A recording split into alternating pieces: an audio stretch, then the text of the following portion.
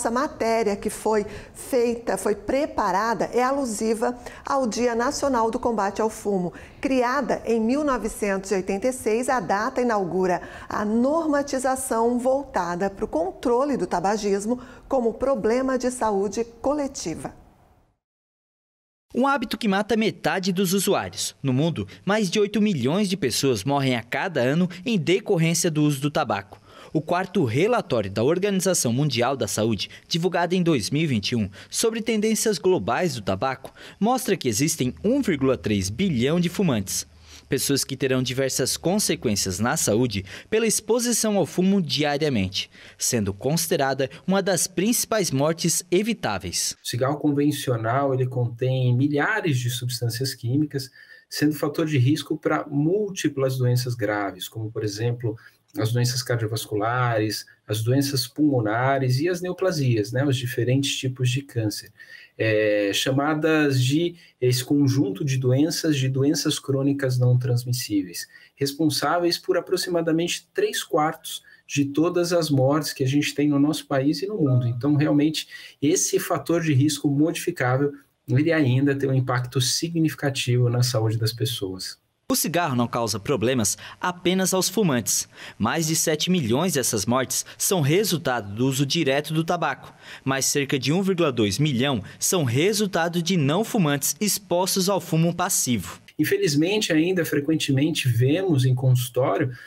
pacientes que nunca fumaram, mas que geralmente, através do seu cônjuge, que fuma há bastante tempo, a gente tem quadros ali respiratórios graves nesses pacientes, como a doença pulmonar obstrutiva crônica.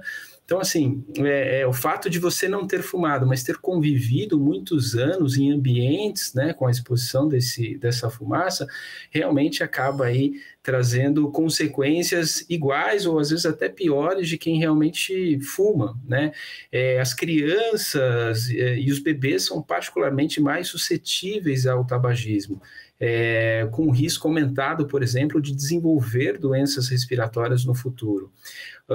Gestantes, mulheres grávidas expostas ao tabagismo passivo, elas também correm um maior risco de natimorto, de malformações congênitas e feto com baixo peso ao nascer. Apesar do Brasil ainda ser o segundo maior produtor de fumo no mundo, os esforços em controlar o uso do tabaco começaram nos anos de 1980. Em 1981, o Ministério da Saúde criou a Comissão para Estudos das Consequências do Fumo. O país se tornou, em 2019, o segundo país a implementar integralmente todas as medidas criadas pela OMS. Como resultado, a porcentagem de brasileiros fumantes caiu de mais de 30% no final da década de 80 para cerca de 9% em 2021. Porém, a gente precisa ficar atentos e alerta à retomada desse aumento de consumo.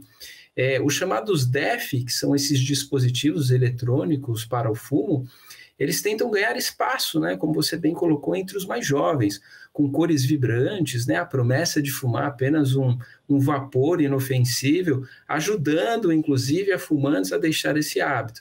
Mas isso não é verdade, Ele, igual ao cigarro convencional, ele contém nicotina e outras substâncias químicas que causam dependência e todos os problemas de saúde mencionados anteriormente.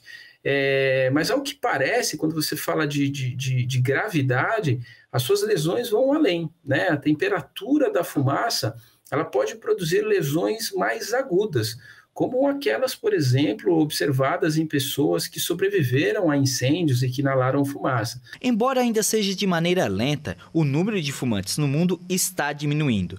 O objetivo dos órgãos mundiais de saúde é que até 2025, mais de 1 bilhão de pessoas ainda mantenham o hábito de fumar, 30 milhões a menos que atualmente.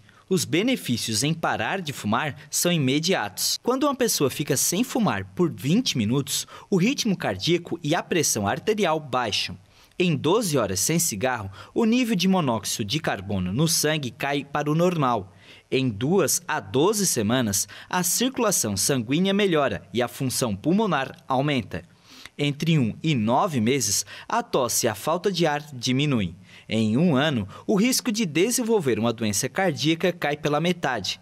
Em 5 a 15 anos após parar de fumar, o risco de um acidente vascular cerebral é reduzido ao de um não fumante. Em 10 anos, o risco de câncer de pulmão cai para cerca de metade em relação a um fumante, e o risco de câncer de boca e outras doenças também diminui. Em 15 anos, o risco de doença cardíaca coronária é o mesmo a de um não fumante. Então, eu acho que isso ilustra bastante, né, que não importa o momento que você deixe de fumar, deixar de fumar é sempre a melhor escolha. A dependência química pelo tabaco dificulta encerrar de vez o hábito por fumar. No entanto, é só possível parar se tiver o interesse do fumante. É o entender que eu preciso parar e eu querer parar